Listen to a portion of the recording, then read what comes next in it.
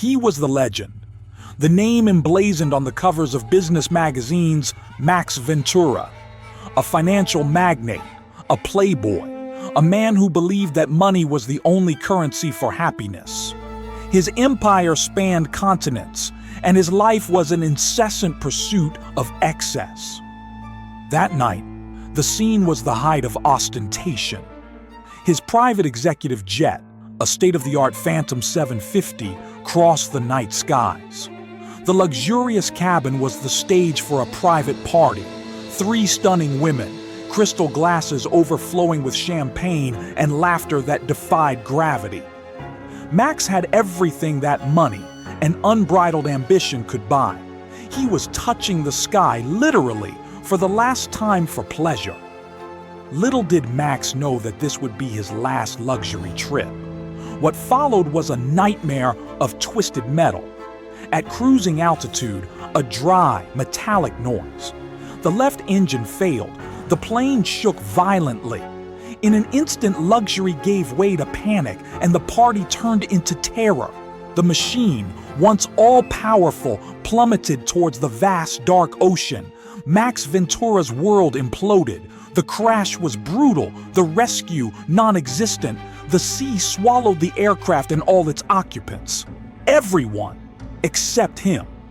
In an implausible miracle, Max was ejected, clinging to wreckage and thrown onto the sand of a remote, deserted island. He woke up wounded, his body aching, his clothes torn, and his soul in tatters.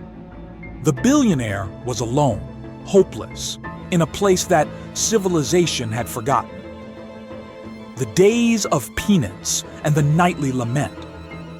The island became his purgatory. The struggle was daily, against hunger, against the weather, and especially against the lacerating loneliness. The man who managed billions was now struggling to find a coconut and start a fire. He had to relearn the most primitive lessons: the patience to fish, the intelligence to find water, the strength to survive. In this forced solitude, the shield of arrogance began to crumble. Max looked back and saw a trail of empty choices. The wife he had neglected, the children he had traded for meetings, and the constant betrayal of himself, seeking adrenaline instead of meaning. Every night, as the sky transformed into a mantle of indifferent stars, Max collapsed onto the sand and murmured with a deep pain, "God, amidst this darkness, can you still hear the lament of a ruined man?" The destruction that generates hope survival was tenuous.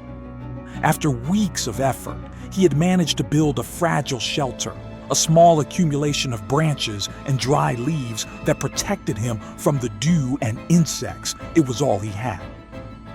Then came the final test. In a moment of deep sleep, an accidental spark, perhaps from a leftover ember, ignited the refuge. In minutes, the voracious flames consumed the shack. The fire devoured his roof, his small reserve of fruits and roots, and the last spark of his determination. The magnate, who had lost fortunes and businesses, was now losing his only roof. Pure despair. Max fell to his knees on the hot sand, tears mixing with sweat and soot, and cried out to the sky with a sincerity he had never demonstrated in a boardroom. "Lord, I beg you, forgive me.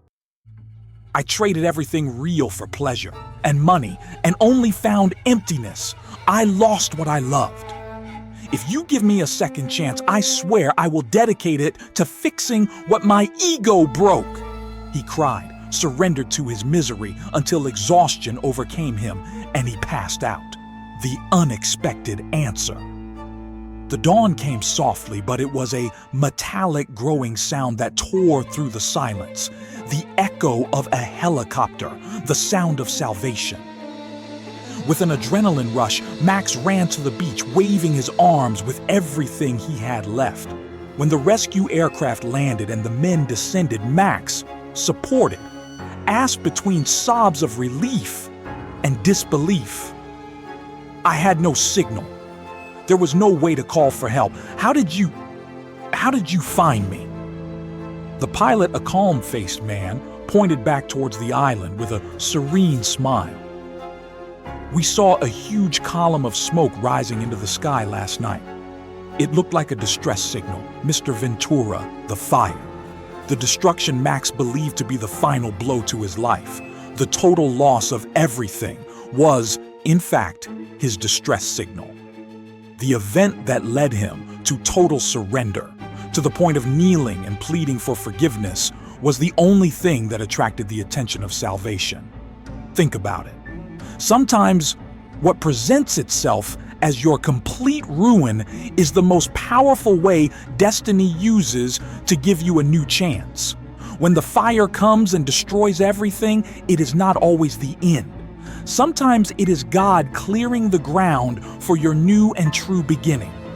If you believe in the transformative power of faith, in the idea that your biggest crisis can be your biggest opportunity, then your new beginning is closer than you think. Max Ventura learned that no matter the size of the fall, the strength to get up is the true miracle. If this story touched your heart and reinforced your hope, write Amen in the comments and tell us which city you are watching us from. Let's extend this chain of faith together. And if you want more inspiring stories like this one, with twists and turns that prove anything is possible, don't leave. Watch more videos on our channel, subscribe so you don't miss any new stories, leave your like to show you enjoyed it, comment on what impacted you the most, and share this video with anyone who needs a dose of hope today. Until the next video, and may your journey be one of glorious new beginnings.